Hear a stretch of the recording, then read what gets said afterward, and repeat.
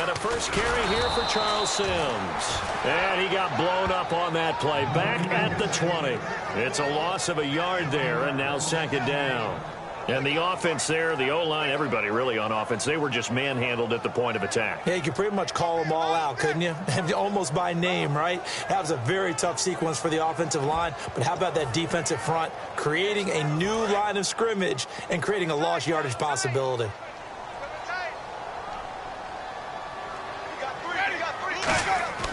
Now a second down throw for Winston. And the pressure gets there, and Winston goes down. Tahir Whitehead not dropping into coverage. He comes on the blitz and takes him down for a loss of 9.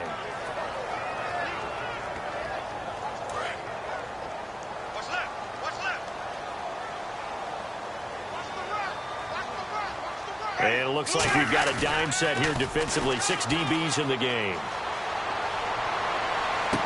He's got Evans. And he is out of bounds, getting it across the 30-yard line. Jameis Winston and Mike Evans came into the league 1 year apart. They're going to continue to grow together. How about their first connection in this game? Yeah, in the first 2 seasons for Mike Evans, both over 1,000 yards. What a way to start an NFL career.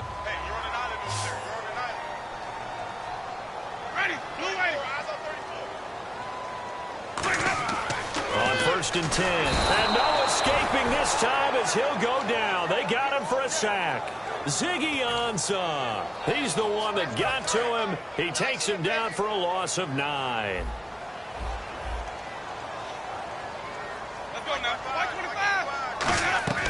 Second down, Winston.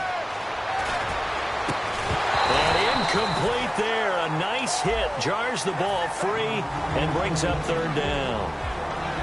And this offense can air it out, and when they do, you have to key on Mike Evans. And we do think about his catch radius first and foremost. A tall, lean receiver, but he actually can make some agile plays as well.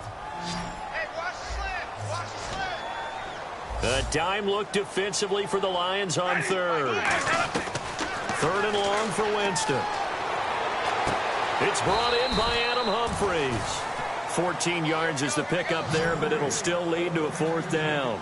Partner, I think that completion takes the definition of dink and dunk to a different level, doesn't it? It does, and the defense was right there, kind of played into their hands. Hit as he throws, and this is going to be incomplete. And ready to go for another offensive series. Out comes Detroit, and a Detroit team that lost in the playoffs this year. Don't have a playoff win since 1992. But it was a tough end of the season. There were injuries involved. And I know you think that this is a crew that really could make some noise again next year, don't you? I do, because I think they gained so much confidence this season, battling back from a tough beginning, working their way into where they looked like they had a chance to win the division. And while they didn't do that, they did get into the playoffs. Despite a myriad of injuries, they think this team has a bright future, and they feel confident about 2017. On 1st down, Stafford here. And he hits his tight end, Ebron. And he's going to get this inside the 30. Give him 11 yards that time and a new set of downs. And after that completion, you can understand why so many teams in the league are emphasizing speed on defense at every position. The tight ends have created so many tough matchups now. If you can't run with a tight end as a linebacker, this is going to be the result every time. They come out with 1 back and 3 tight ends. Now here's the first carry for Amir Abdullah. And he's going to take this down to about the 17.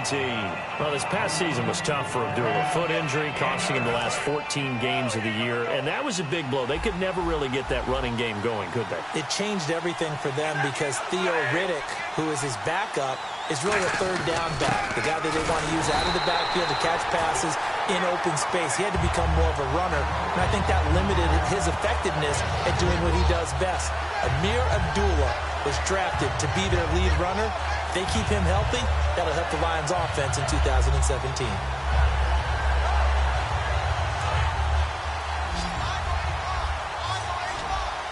They come up in an offset eye. Stafford on 3rd down.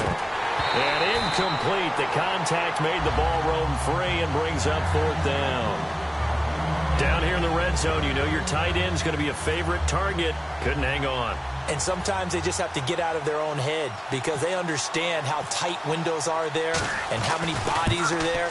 And sometimes they just overthink it and don't catch the ball. So the drive stalls out, but they are able to put 3 points on the board. Yeah, just a yard or two shorter than an extra point, so no problems converting there.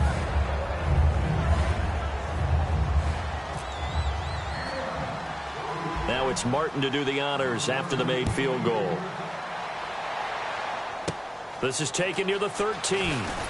And it's a pretty good return here as he'll get it up to the 29-yard line. So the ball switches back over to Tampa Bay, and as they get set in place on offense, Charles, talk about the running game and the O-line, where they stack up going into next year, because Doug Martin was only active for 8 games this last season. Rushing total dropped down to 400 yards, basically. Yeah, they were fortunate they picked up Jaquiz Rogers during the year, and he gave them some nice games throughout, but I start with the offensive line. They've got some good building blocks. Left tackle Donovan Smith, guard Ali Marpet. Great places to begin. I think they'll continue to try and fortify that offensive line because that will help whoever becomes their primary ball carrier.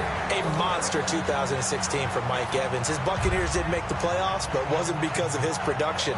Led the league in targets and was in the top 5 in many other receiving categories. What a big-time year for him. 4th in yards, 2nd touchdowns, just outside of the top 5, 6th in catches. So he's going to be a handful for teams in the future. I mean, he's got a long career ahead of him. A long career ahead of him, and look for him to increase his yards after catch as he moves forward in his career. And this one caught by Cameron Brate. It'll be a pickup of 10 yards. And that'll make it 2nd and a foot or so.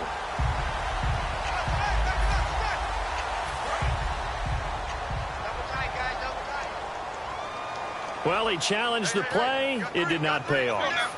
And that means he lost a timeout in that challenge. And as a coach, you hate that. Don't know if you took the advice of the player, you threw it yourself, but it didn't go your way. At the end of the day, it all comes back to the head coach. He has the final determination on whether to actually challenge the play or not. In this case, it didn't pay off for him. And that's got to be so heartbreaking. You throw that flag, you probably feel really confident, and then all of a sudden, boom, you lose the challenge.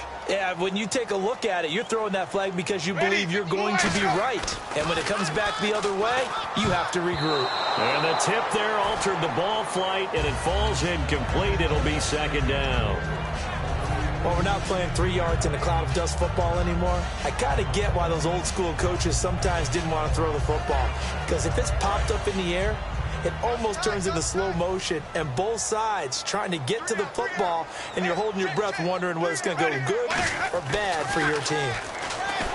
Throwing, Winston. And he hits the tight end, Brandon Myers. Touchdown, Tampa Bay. Brandon Myers, 39 yards. And the Bucs have made this a one-score game. Roberto Aguayo now for the point after.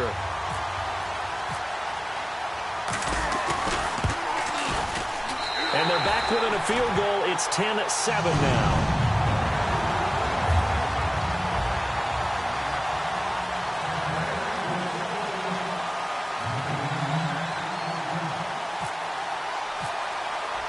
After the touchdown, Aguayo now ready for the kickoff. And that'll carry over the back line of the end zone for a touchback. And Detroit getting set to go now. And they split the uprights last time for 3. They've got the lead. They're not going to play this conservative. They're not hoping for another field goal. They're hoping for a touchdown. I'm with you on that one. I like where your head is. I like the way you're thinking because you're exactly right. Trying to sit on a lead and play that way, that doesn't work too well for most teams. Run your offense. Yep. Run what you do best. Exactly. Put it all the way down and try to increase your lead in a big way. And the best way to do it, touchdowns. And now they're going to get him down right at the line of scrimmage. Just a yard on the first down carry, so it's 2nd and 9. Here with Charles Davis, Brandon Gaudin, as the Lions are in possession of the football here to begin quarter number 2. They've got a 2nd and 9 to start things out.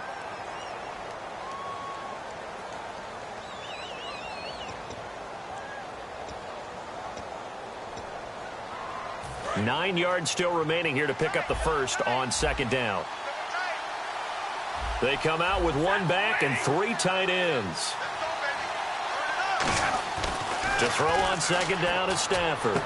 It's complete to Golden Tate. And they're going to get this one all the way out across the 45. And Tate just finished his 7th NFL season. First 4 in Seattle, last 3 Detroit. And each of those 3 years, 90 or more receptions. Finished this season with 91 catches, over 1,000 yards. And I saw him expand his game in 2016. I saw him operate out wide in the slot. Also came into the backfield and got carries and then ran routes from there. His yards after catch really jumped back up in 2016. And Golden Tate is Marvin Jones. Touchdown, Detroit. Marvin Jones, 53 yards. And the Lions add on to their lead. As a fan, is there anything prettier than a well-executed post route? No, it's a